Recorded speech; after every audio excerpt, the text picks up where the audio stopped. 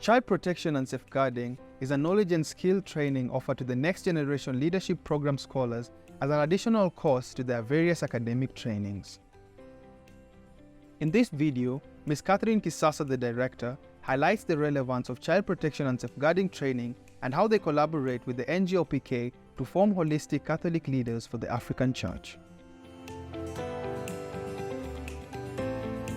My name is Catherine Kisasa Mudonde. I'm a lecturer at Tangaza University College. I have been around in Tangaza teaching in different institutions for the 15 plus years. And I'm happy to say that I'm now working with the Child Safeguarding and Protection programs at the Center for Child Safeguarding and Protection in the Institute of Youth Studies. I am happy to be part and parcel of this great program as the coordinator of the program in terms of training. We realize that globally there is a high degree of abuse that is happening in the world. We have many types of abuses that take place. In our training, we categorize them into 4 different types of abuses. We have the physical abuse, we have the sexual abuse, we have the emotional abuse, and we do have the neglect type of abuse that is happening. When we look around through our social media, over the TV, when we listen to the radios, and we look around in our communities, we realize this is happening right at our homes. It is happening in the schools, in the institutions, social institutions, and therefore all these types of abuses leave our children vulnerable, and once they grow up with this kind of abuses, it follows them when they are old, and when they become adults, they still have this impact unless it is mitigated. We have different types of programs at the Institute of Youth Studies. We have counseling programs, we have child safeguarding programs, we have child assessment programs within the Institute of Youth Studies within Tangaza. And the Center for Child Safeguarding and Protection champions all projects and programs regarding child safeguarding and protection. So once a year, we collaborate with the scholarship program, yes, the Next Generation program, in making sure that all our students who are beneficiaries of this program get to know about child safeguarding and protection. Why do we do this? We do this because once they finish their schooling, they are working, or even during their training, they are still working in the communities where there are children, where they interact, there are programs with children, and because of that, we make sure that they have the information. We are forming managers in the Next Generation program, and we are saying they are going to the world, they are going out to the communities. If they lack this information, then they will be one-sided in their formation. Because of their diversity, we have sisters, we have the priests, we have catechists, we have teachers, we have social workers. All these people from diverse professions are getting out into the society to give a very important aspect that everybody appreciates.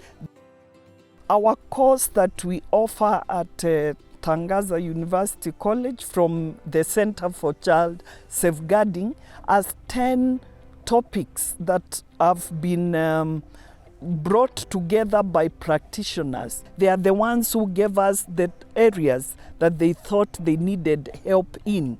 And this was a consultative process that made us draw from the police, We called in the parents, we called in the teachers, we called in the priests, we called in the sisters, we called in the child practitioners, the probation officers.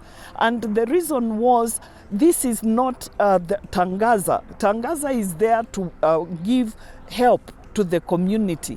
And therefore, we want to give what our clients want.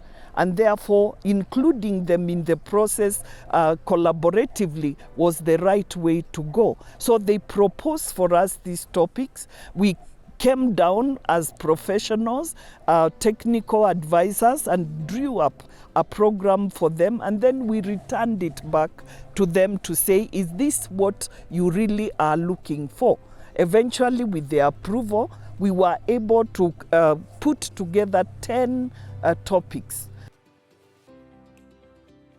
Introduction of concepts in child safeguarding and protection, child growth and development, child rights, child abuse, basic counseling skills, case management, safeguarding in organizations 1, safeguarding in organizations 2, case scenario and plenary presentations, practical session by participants. So in our work that we are doing, we realize culture plays a very important role. And this is because in different cultures, children are treated differently. And when we are mitigating the aspect of abuse, we realize there is a lot of secrecy, because children have been socialized to know that they are not meant to say. They are only meant to be there to be seen. And because of that, so much of abuse goes on in the community, in the society, because a child is not meant to speak.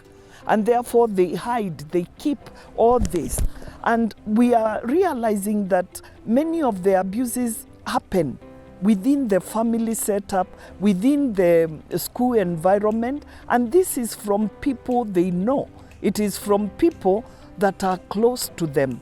And therefore, what we do when we get to that topic of abuse coming from our cultural practices and emerging issues, we spend a lot of time talking about what is it that you suffer from within this context. What are the practices that are harmful?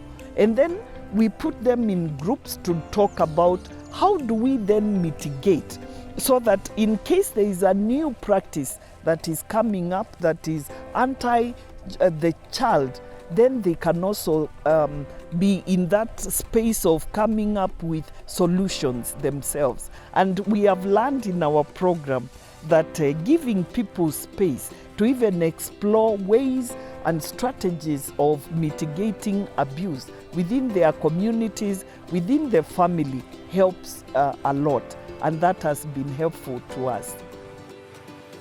Over 10 congregations have come to us and said, can you train us on this, your program, using the same manuals that you have, the same content that you have, so that we can be able now to go and cascade it and put it in our own programs. And that has been really a beautiful thing that has happened, that what we are doing within the Institute is not just for us and our beneficiaries and our stakeholders, but others have heard about it and have decided to come and borrow from it.